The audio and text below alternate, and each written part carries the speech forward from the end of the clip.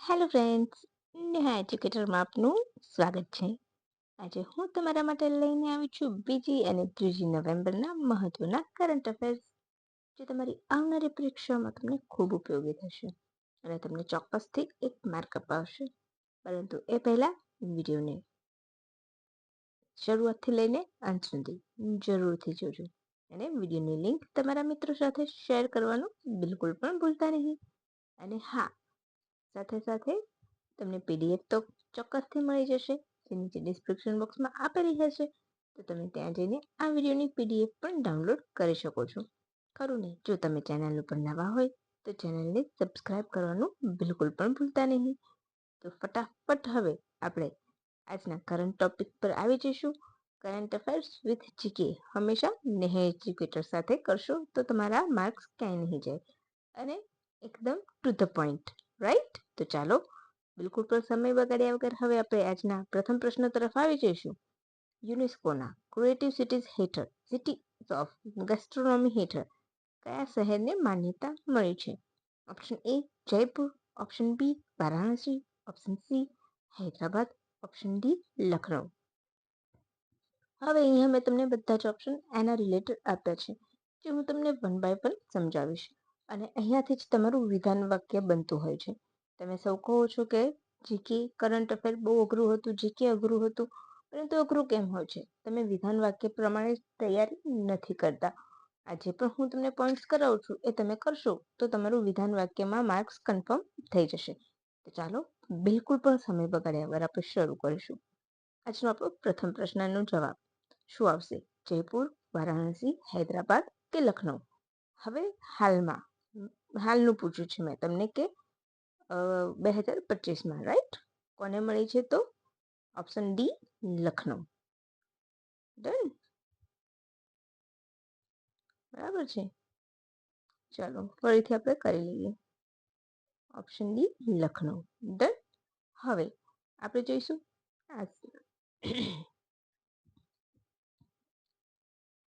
યુનેસ્કોની Uzbekistan સમરકંદમાં 43મી general meeting યોજાઈ હતી, જ્યાં આ નિર્ણય લેવામાં આવ્યો. લખનઉના ગલોટી કબાબ, પૂરી કચોરી, નહેરી કચોરી, ટોકરી ચાટ વગેરેનો ઉલ્લેખ કરવામાં આવ્યો છે અને પાકકલા માટે આ ટેગ આપવામાં આવ્યું છે. તો શું લખનઉ પ્રથમ શહેર છે ભારતનું? ના. પ્રથમ શહેર કયું હતું? હૈદરાબાદ, કે જે પાકકલા માટે, હું પાકકલાની વાત કરું છું. પાકકલા માટે પ્રથમ પસંદગી પામનાર શહેર કયું હતું? હૈદરાબાદ. અને ત્યારબાદ લખનઉ બીજું શહેર બન્યું છે. હવે ક્રિએટિવ સિટીઝ હેઠળ સિટીઝમાં સ્થાન મળેલું હોય તો એ પહેલા કોને સ્થાન મળેલું છે? તો જયપુર 2015માં. ભારતનું પ્રથમ સંગીતનું સિટી કહેશે તો વારાણસી આવશે. બરાબર છે. પછી ચેન્નઈ, ફિલ્મ ઉદ્યોગ માટે મુંબઈનું, પાકકલા માટે હૈદરાબાદની, શ્રીનગર ફરીથી શિલ્પ માટે. હવે ભારતનું પ્રથમ મ્યુઝિકલ સિટી તો ગ્વાલિયર, રાઈટ? અને કોઝિકોડ સાહિત્યનું શહેર કહેશે તો કોઝિકોડ. હા, તો તમારા આ 9 શહેર એ તમારે યાદ રાખવાના છે. મે બી તમને અલગ અલગ લઈને પૂછે કે સિટીઝ ઓફ યુનેસ્કોના સિટીઝ, આપણે જો ક્રિએટિવ સિટીઝ હેઠળ કયા કયા શહેરોનો સમાવેશ થાય છે, તો તમને એના અલગ અલગ નામ આપ્યા હશે.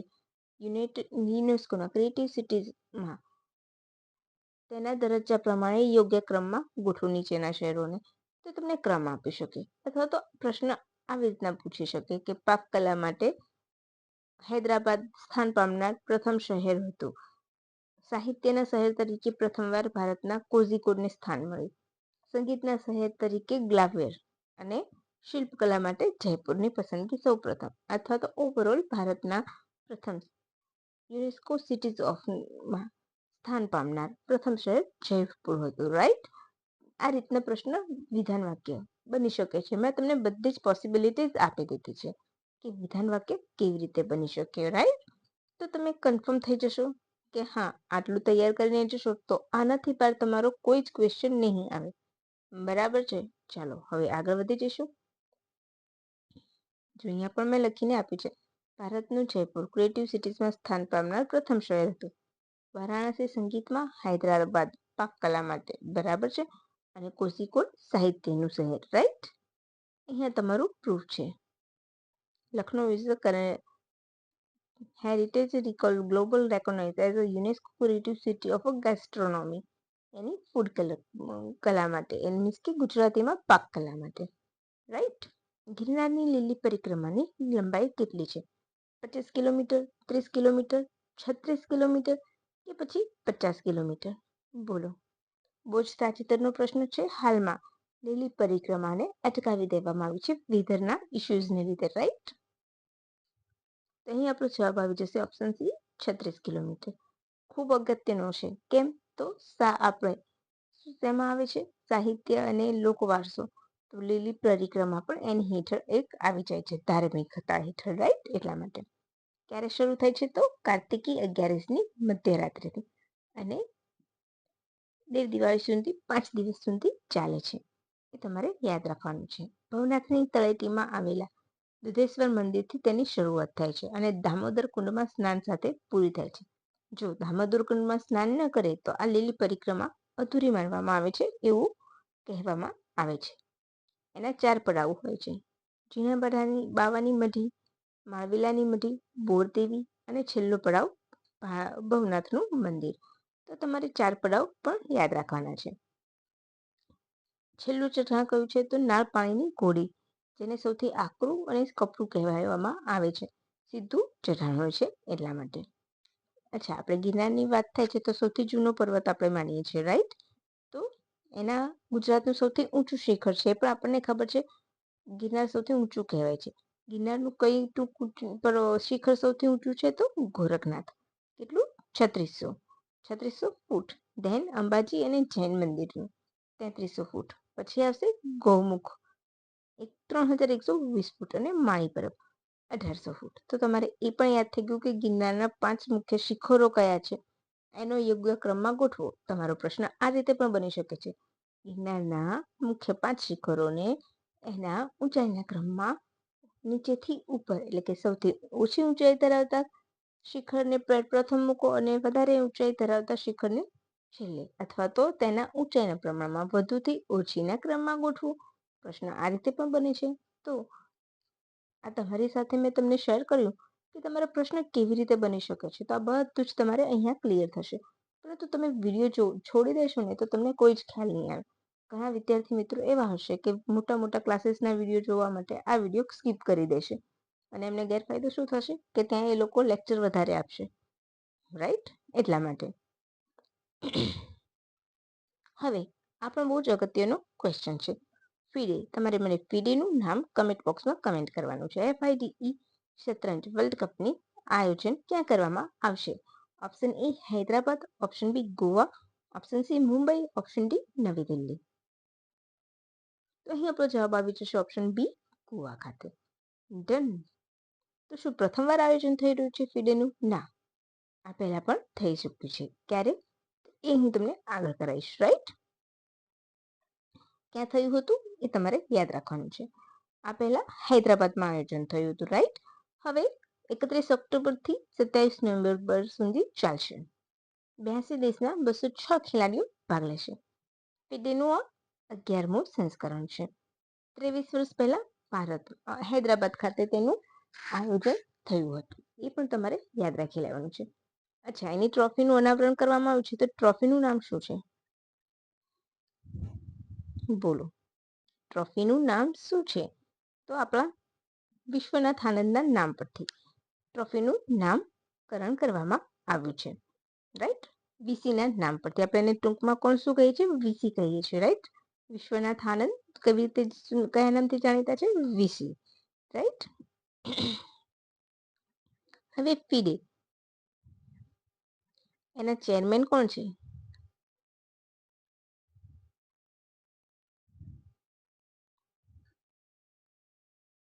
બોલો.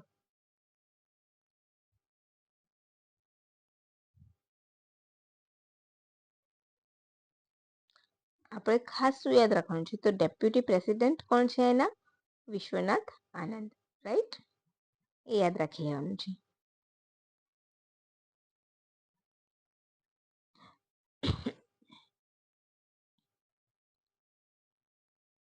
પછી ઓલ ઇન્ડિયા ચેસ ફેડરેશન એટલે કે ભારતનું જે કહેવાય છે ઓલ ઇન્ડિયા ચેસ ફેડરેશનના અધ્યક્ષ ગગન નારંગ દ્વારા આ જાહેરાત કરવામાં આવી હતી. ઇનામી રાશિ કેટલી છે? $2 મિલિયન અમેરિકન ડોલર. શીર્ષક ગીત શું છે? It's your move. રાઈટ? તો તમારે આ યાદ રાખવાનું છે.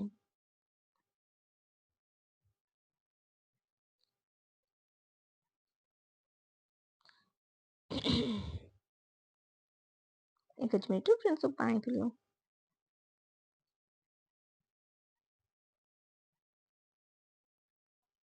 બરાબર છે. હવે આગળનો પ્રશ્ન અને ખૂબ જ અગત્યનું છે. કેમ? તો હંમેશા પૂછાય છે. રાઈટ? એટલા માટે.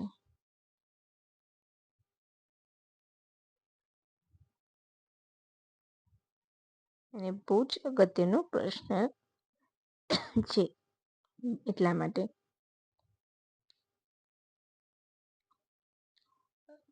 કયો છે? આધાર ફ્રેમવર્ક 2032નો મુખ્ય ઉદ્દેશ શું છે? ઓપ્શન એ, આધારની માહિતી સહેલાઈથી ઉપલબ્ધ કરાવવી. ઓપ્શન બી, આધાર ટેકનોલોજીને મજબૂત બનાવવી અને ભવિષ્ય માટે તૈયાર કરવી. ઓપ્શન સી, આધારને ભારતીય નાગરિકત્વના પુરાવા તરીકે માન્યતા આપવી. અને ઓપ્શન ડી, ઉપરના બધા. બોલો.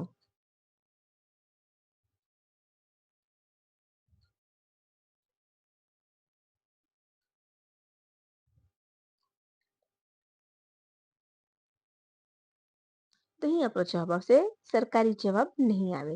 શું આવશે? Option B. આધાર ટેકનોલોજીને મજબૂત બનાવી અને ભવિષ્ય માટે તૈયાર કરવી. તો ચલો હવે આપણે એની ડિટેલ્સ જોઈશું. આધાર ટેકનોલોજીકલ પાયાને મજબૂત બનાવશે, ઉભરાતા ડિજિટલ નવીનતાઓને એકીકૃત કરશે અને ખાતરી કરશે કે ભારતનું ડિજિટલ ઓળખ પ્લેટફોર્મ મજબૂત બને. રાઈટ?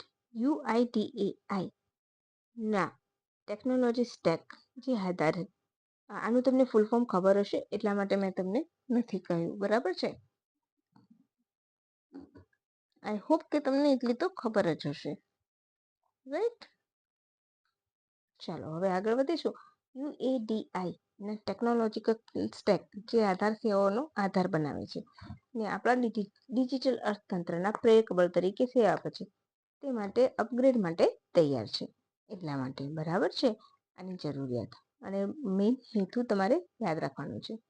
બરાબર છે? મેઇન હેતુ તમારે બહુ જ ઇમ્પોર્ટન્ટ હોય છે. કોઈ પણ વસ્તુ આવતી હોય તો એના હેતુ આપણા માટે બહુ જ જરૂરી બની જાય છે.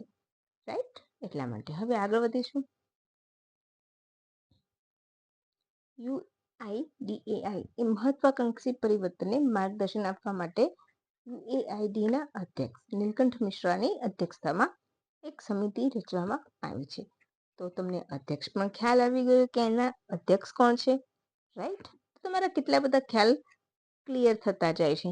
રાઈટ? કહેવાય છે એક જ પ્રશ્ન, પણ એક જ પ્રશ્નમાં હું તમને કેટલું બધું કવર કરાવું છું. હવે તમને નથી લાગતું કે મને એક લાઈક આપવી જોઈએ? રાઈટ? અને મિત્રો સાથે તમારે આ વિડીયોની લિંક પણ શેર કરી દેવી જોઈએ. ખરું ને ફ્રેન્ડ્સ? તમારી લાઈક મને પણ ઇન્સ્પિરેશન આપતી રહે છે. રાઈટ? ચલો હવે આપણે આગળ વધીશું. સમિતિ આધાર વિઝન 2032નો દસ્તાવેજ વિકસાવશે જે ભારતના ડિજિટલ પર્સનલ ડેટા પ્રોટેક્શનના કાયદા અને ગોપનીયતા તેમજ સાયબર સુરક્ષાના ઉભરાતા વૈશ્વિક ધોરણો અનુસાર આગામી પેઢીના આધાર માળખા માટે જરૂરી રૂપરેખા આપશે. હવે તમને સૌને ખ્યાલ આવી જશે કે આધાર નંબર કેટલા આંકડાનો હોય છે.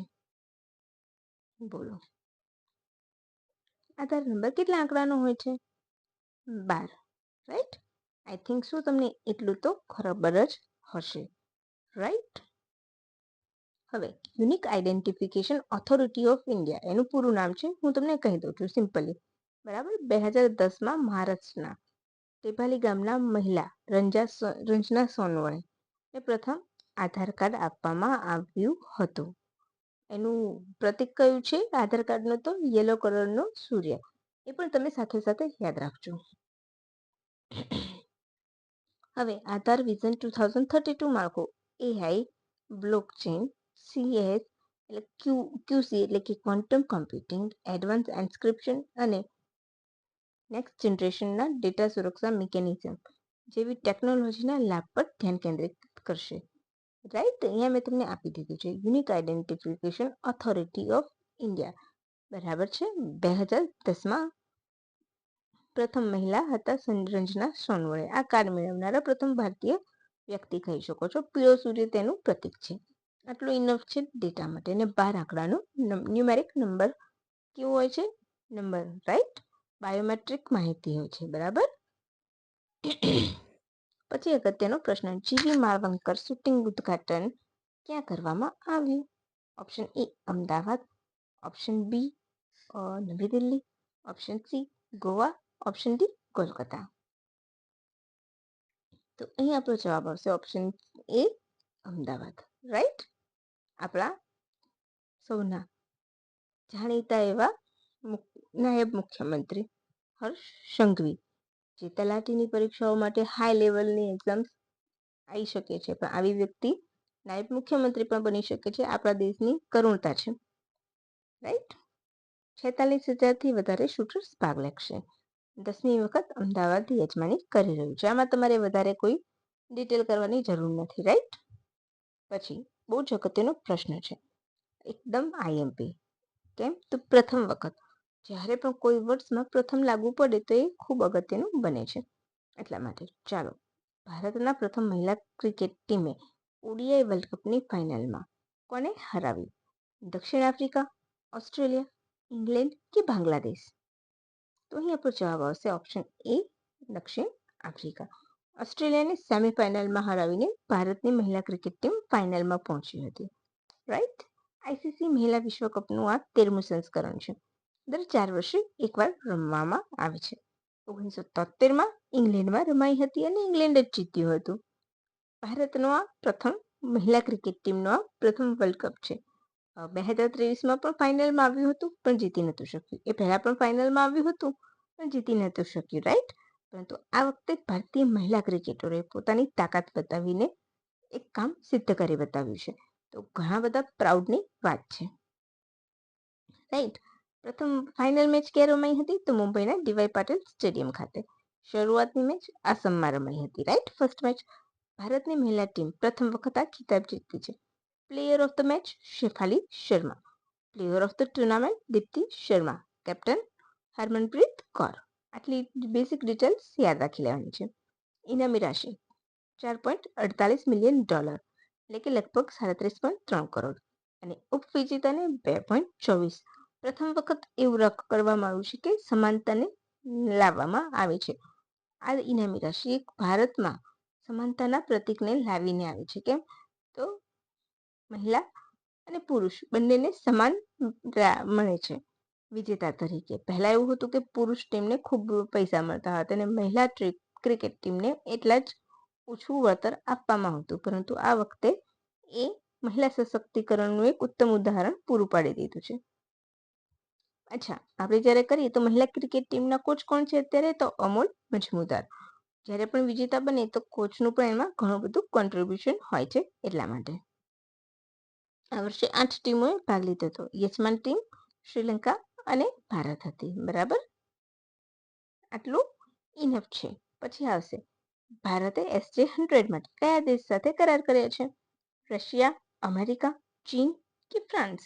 તો અહીંયા આપણો જવાબ આવશે ઓપ્શન એ Russia. Right. Passenger jet plane છે ટૂંકા અંતરનું. સુપરજેટ સુખોઈ સુપરજેટ તરીકે જાણીતું હતું. રાઈટ. કોણે કરાર કર્યા છે? તો ભારતની HAL હિન્દુસ્તાન એરોનોટિક્સ લિમિટેડે મોસ્કોની કંપની સાથે કરાર કર્યા છે. યાદ રાખજો. મોસ્કોની રશિયાની યુનાઇટેડ એરક્રાફ્ટ કોર્પોરેશન સાથે. આ બે કંપનીના નામ પૂછીને તમને પણ પૂછી શકે છે કે SG100 માટે નીચેનામાંથી કયું વિધાન સાચું છે? ઓપ્શન એ ભારતની HAL એ રશિયાની યુનાઇટેડ એરક્રાફ્ટ કોર્પોરેશન સાથે MOU કર્યા છે. બી આ એક ટૂંકા અંતરનું પેસેન્જર જેટ પ્લેન છે અને જે પહેલા સુખોઈ સુપર જેટ 100 તરીકે ઓળખાતું હતું. બરાબર છે. ફક્ત વિધાન એ સાચું છે. એ અને બી બંને વિધાન સાચા છે, રાઈટ. તો ચાલો, સૌથી વધુ દેશો એનું સંચાલન કરે છે. 103 સીટ ધરાવે છે. 3530 કિલોમીટરની ઉડાન ભરી શકે છે. હવે મેં તમને હાલ HAL કીધું છે, તો આપણે એની સ્થાપના વિશે જરાક બેઝિક ડિટેલ જોઈ લઈશું. હંમેશા હું તમને કરંટ અફેર વિથ જીકે કરાવું છું, તો આ તમારું જીકે. બરાબર. ભાલચંદ હિરચંદ દ્વારા સ્થાપના કરવામાં આવી હતી 1940માં. વિશ્વની સૌથી જૂની અને સૌથી મોટી એરોસ્પેસ સંરક્ષણ ઉત્પાદકોમાંની એક મનાય છે. 2024માં તેને મહારત્નનો દરજ્જો મળ્યો હતો. હાલ કેટલી મહારત્ન કંપની છે? તો 14. હવે મહારત્ન કંપનીનો દરજ્જો મેળવવા માટે આપણને શું શું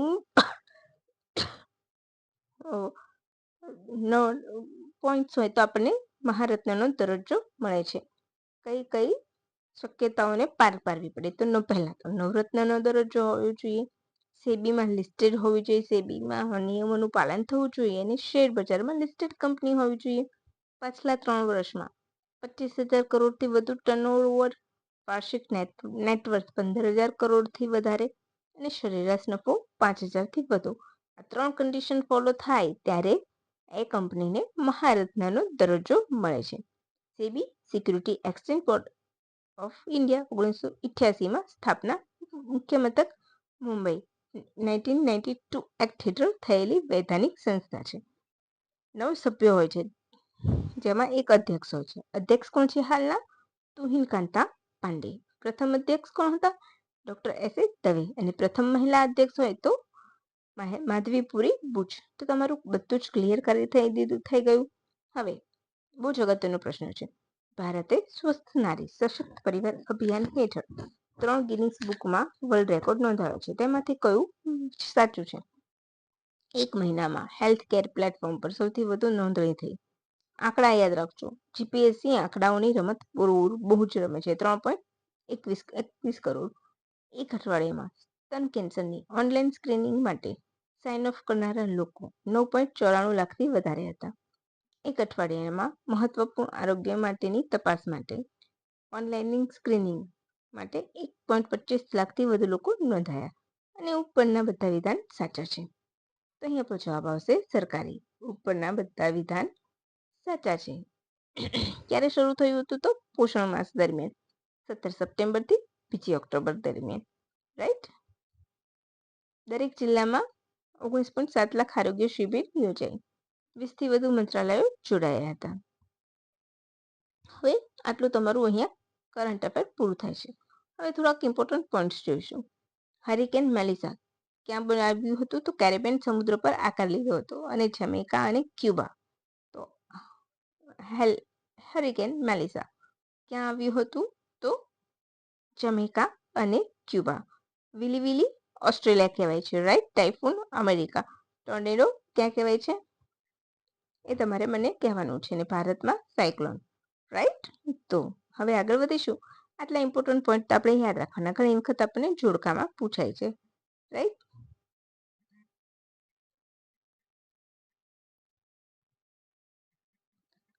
તો તમારે મને આટલું કહેવાનું છે કે મેં તમને રિપીટ કરાવ્યું છે, તો તમને પણ કોઈક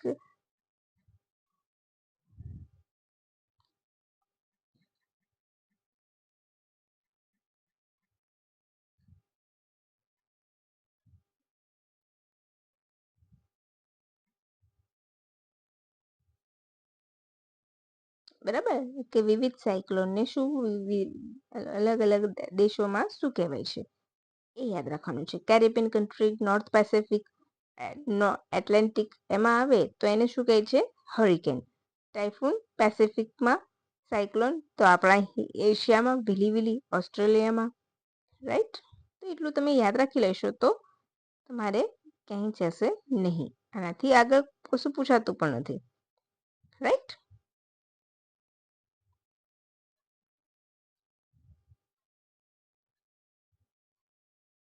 અચ્છા, ફિલિપિન્સમાં શું કહેવાય છે? ટાઇફૂન કહેવાય છે, રાઈટ. એ પણ યાદ રાખી લેજો.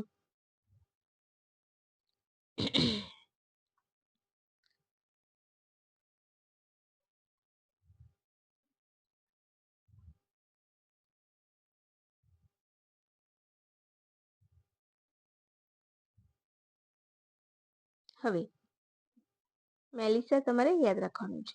પછી વડનગરમાં દેશના પ્રથમ ભવ્ય વૃંદાવન વોટર પાર્કનું નિર્માણ કરવામાં આવશે. આ સ્થળ કૃષિ પર્યટન અને સાંસ્કૃતિક પર્યટનનું નવું કેન્દ્ર બની જશે. રાઈટ? તો યાદ રાખજો.